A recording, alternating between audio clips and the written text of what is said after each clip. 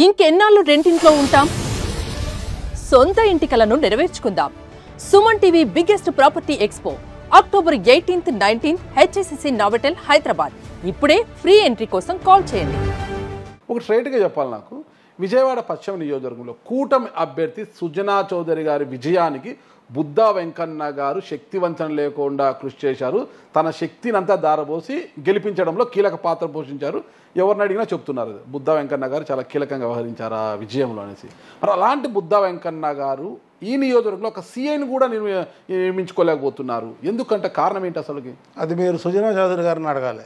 ఇక్కడ సుజనా చౌదరి గారు ఒక కార్పొరేట్ వ్యవస్థ ఉన్న వ్యక్తి. ఆయన ఇక్కడ లోకల్ నాయకుడు కాదు, ఎక్కడి నుంచో వచ్చారు, ఆయన ఈ ప్రాంతానికి చెందినవారు. కానీ బుద్ధా వెంకన్న గారు చంటి లోకల్, ఇక్కడ స్థానికంగా ఉన్నవారు. బుద్ధా వెంకన్న గారు అంటే రాష్ట్రంలో ఎంత తెలుసో విజయవాడ నడిబడిలో ఉన్న ఈ దుర్గా గుడి సమీపంలో ఎవరడినా చెప్తారన్నమాట. అంతటి పేరున్న లీడర్ విజయవాడ పశ్చిమ నియోజకవర్గంలో. మీరు అలాంటి మీరు ఇక్కడ ఉండగా సుజనా చౌదరి ఎక్కడి నుంచి వచ్చారో ఆయన గెలిపించారు మీరు. మరి అలాంటి మీకు ఇక్కడ ఒక సిఐని నియమించుకునే ఒక అవకాశం కూడా లేకపోతే ఎలా? అదే కరెక్ట్, మీరు అడిగిన ప్రశ్న కరెక్టే. అదే నేను నియమించుకోవాలంటే నేను అందుకని చెప్పా, ఎమ్మెల్యే అవ్వాలి. మనం ఏమనుకుంటాం, సుజనా చౌదరి గారు అయితే సుజనా చౌదరి గారు మేము చెప్పిన మాట వినకుండా ఉంటాడని మేమే అనుకోం కదా. అయితే మరి అది ఎలా జరిగిందో ఏంటో కానీ తెలియదు, కానీ వేరే వ్యక్తులు వచ్చారు. సరే, దాని గురించి ఏంటంటే మనం ఇంకా మరీ ఎక్కువ పెంచుకోవడం అయితే ఇష్టం లేదు. ఇక్కడ ఉన్న కామెంట్ ఏంటంటే, ఇక్కడ స్థానిక పరిస్థితులన్నీ బుద్ధా వెంకన్న గారికి బాగా తెలుసు.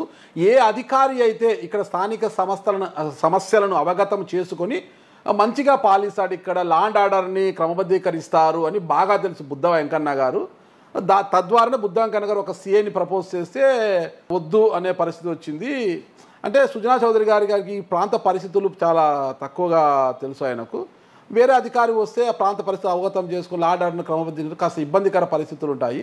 కానీ బుద్ధా వెంకన్న గారు చెప్పినట్టు చేస్తుంటే బాగుండేది అని కొంతమంది అంటున్నారు. ఓకే, అది కరెక్టే. అదే దాని ప్రశ్న ఏంటంటే, ఇప్పుడు కూటమిలో ఉన్నాం, సుజనా చౌదరి గారు నేను బాగానే ఉన్నాం.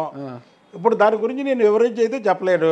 అది మీరు సుజనా చౌదరి గారిని అడగాలి. ఏమని వెంకన్న గారు మీ గురించి కష్టపడి ఉంటే, వెంకన్న గారు కూడా ఎమ్మెల్సీ చేశాడు, ఎన్నో పదవులు చేశాడు ప్రభుత్వంలో, 3 జిల్లాలకు ఇన్ఛార్జిగా చేశాడు. మరి చిన్నది కూడా మీరు ఎందుకు చేయలేదండి? ఆయన మాకు అవకాశం వస్తే ఖచ్చితంగా అడుగుతాము. అది అంతే. ఓకే, గతంలో మాచర్లలో విధ్వంసకరమైన సంఘటన జరిగింది, మీకు తెలుసు. ఇప్పుడున్న మీ సిట్టింగ్ ఎమ్మెల్యే జూలకంటి బ్రహ్మారెడ్డి గారి కుటుంబ దాడులు కావచ్చు, మొత్తం రక్తసిక్తమైంది, అగ్నిగుండం అయిపోయింది మాచర్ల. ఆ రోజులో కూడా బుద్ధా వెంకన్న గారు అక్కడికి వెళ్ళి తొడగొట్టారనమాట. ఎవరు వస్తారో రండి అనేసి వెళ్ళారు కదా. ఇప్పుడు మళ్ళీ మాచర్లకు వెళ్ళి వచ్చారు, అక్కడ పరిస్థితి తొడగొట్ల వాళ్ళ. నేను చంద్రబాబు గారు ముందు రోజు ఫోన్ చేసి వెళ్ళమంటే వెళ్ళిన మాట వాస్తవం. నేను నాతో పాటు బాగుండవమ్మా ఇద్దరు వెళ్ళాం. ఇప్పుడు ఆ తురకా కిషోర్ అనేవాడు పెద్ద బొంగ పెట్టి కొట్టింది నన్నే. ఓకే, అదే నేను ఇటు కూర్చున్నా, ఉమా ఇటు కూర్చున్నాడు, కొట్టింది నన్నే. అక్కడికి తొడగొట్టడా గెడగొట్టడాలు ఏం లేవు. అయితే ఏంటంటే వాళ్ళు మమ్మల్ని చంపేయడానికి ప్లాన్ చేసుకున్నారు. అదేంటంటే సినిమా పక్కీలో ఒక చోట కాదు, ఒక చోట అలా 4 చోట్ల ఇచ్చేశారు. ఆ రోజు అదృష్టం బాగుండి మేము అందులోంచి బయటపడ్డాము. చంద్రబాబు గారు కూడా చాలా ఇదే ఆవేదన గురయ్యాడు. ఏదో నేనే ఫోన్ చేసి పంపించాను, వీళ్ళకి ఏమైపోయింది. ఎందుకంటే అదంతా సినిమా పక్కీలో జరిగింది కదా, అదంతా చాలా ఇబ్బంది పడ్డారు. అయితే ఒకటి చెప్పాం కదా, చంద్రబాబు గారిది ఆ మెంటాలిటీ కాదు. అంటే ఆ రోజు ప్రతిపక్షంలో ఉండే అంత ధైర్యానికి ఒడిగట్టారు మీరు. ఈరోజు అధికారంలోకి వచ్చారు కదా, మీపై దాడి చేసిన వారిపై కక్ష తీర్చుకోవాలి, ప్రతీకారం తీర్చుకోవాలని ఏమైనా ఉందా మీకు? ఎందుకు లేదు, ఉంది. కానీ చంద్రబాబు గారు అలాంటి ఒప్పుకోరా? చంద్రబాబు గారు ఆదేశించారంటారా? చంద్రబాబు గారు ఆదేశిస్తే మీరు చెప్పారు చూసారు పేర్లు 2, వాళ్ళని కూడా రోడ్డు మీద తిరగకుండా చేస్తారు. ఎంత రౌడీనా మీరు?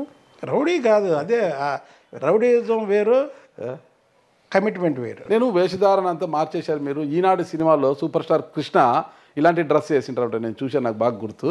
ఆ డ్రెస్సులోకి వచ్చారు. ఏమన్నా బుద్ధ వెంకన్న గారు మారిపోయినారేమో అనుకుని, ఎంత మారినా అదే అలాగే ఉంది, అదేం తగ్గలేదన్నట్టుగా, ఆ పౌరుషం ఇంకా తగ్గలేదన్నట్టుగా. అన్నీ మామూలేనండి. లేదు, ఇదైతే సూపర్ స్టార్ కృష్ణ.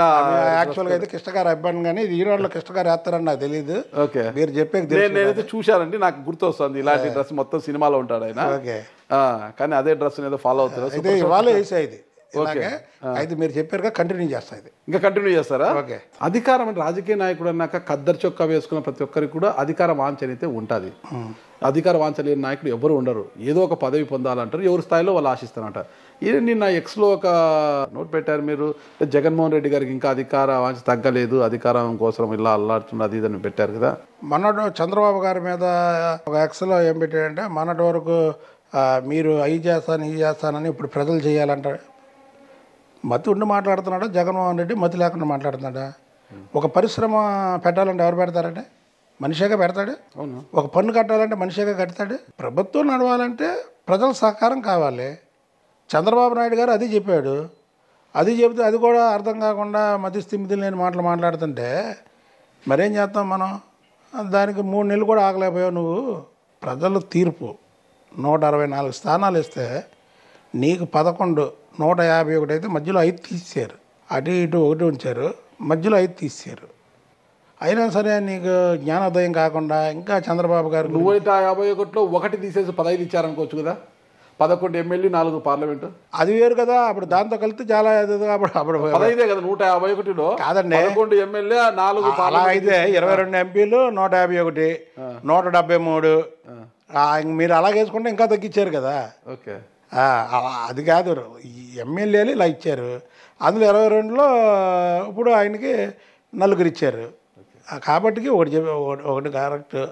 అధికారం ప్రజాధనాన్ని దుర్వినియోగం చేసి అధికారాన్ని అద్భుతంగా అనుభవించిన వ్యక్తి భారతదేశంలో ఉన్నాడంటే జగన్మోహన్ రెడ్డి. ఇప్పుడు అది లేకుండా ఉండలేకపోతున్నాడు. సుమన్ టీవీలో మీ పర్సనల్ అండ్ బిజినెస్ ప్రమోషన్స్ కోసం కింది నెంబర్కి కాంటాక్ట్ చేయండి.